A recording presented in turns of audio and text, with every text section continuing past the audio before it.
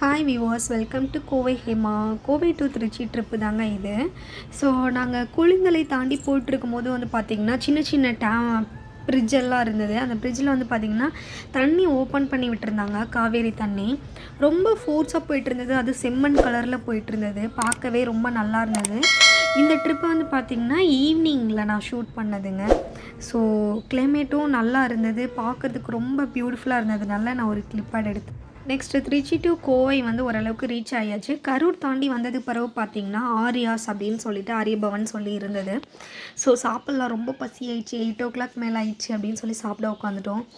So அங்கே இருக்கிற டிஷ்ஷை விட அந்த சைடிஷ் கொடுத்துருந்தாங்கல்ல, அந்த தக்காளி சட்னி, சாம்பார், அது ரொம்ப அல்டிமேட்டாக இருந்தது. நாங்கள் திருச்சி போயிருக்கும் போது சங்கீதாவில் சாப்பிட்ருந்தோம். ஸோ அங்கே இருக்கிற சாம்பார் ஒரு விதமான டிஃப்ரெண்ட் டேஸ்ட்டில் இருந்தது. இங்கே இருக்கிற ஆரியாஸோட சாம்பார் வந்து பார்த்திங்கன்னா டிஃப்ரெண்ட்டில் இருந்தது. ஒவ்வொரு கடையிலையும் ஒவ்வொரு டிஃப்ரெண்ட்டாக இருக்குது. ஆனால் ஆரியாஸில் வந்து பார்த்திங்கன்னா நல்லா இருந்தது சாம்பார். நெக்ஸ்ட் வந்து பார்த்திங்கன்னா டொமேட்டோ சட்னியும் நல்லா இருந்தது. நாங்கள் வந்து பார்த்திங்கன்னா மஷ்ரூம் தோசை தான் ஆர்டர் போட்டிருந்தோம். திருச்சியில் சங்கீதாஸ் போனீங்கன்னா கண்டிப்பாக தோசை ட்ரை பண்ணுங்கள்.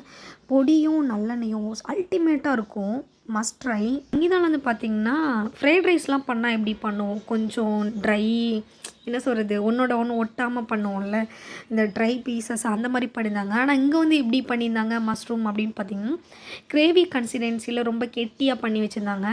ஆனால் ஃபுல் மஷ்ரூம் உள்ளதாங்க இருந்தது. ரொம்ப அல்டிமேட்டாக இருந்தது, ஒர்த்தபிள் தான். அமௌண்ட்டுக்கு தகுந்த மாதிரி தான் மஷ்ரூம் தோசாவும் நல்லா இருந்தது.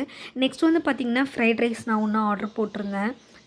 ஃப்ரைட் ரைஸ் இல்லைம்மா, தீந்துருச்சு அப்படின்னு சொல்லிட்டு நூடுல்ஸ் கொண்டு வந்திருந்தாங்க. கேட்டிருந்தாங்க எங்கிட்ட, கேட்டுட்டு தான் டிசைட் பண்ணிவிட்டு தான் போய் அவங்களே எடுத்துகிட்டு வந்தாங்க.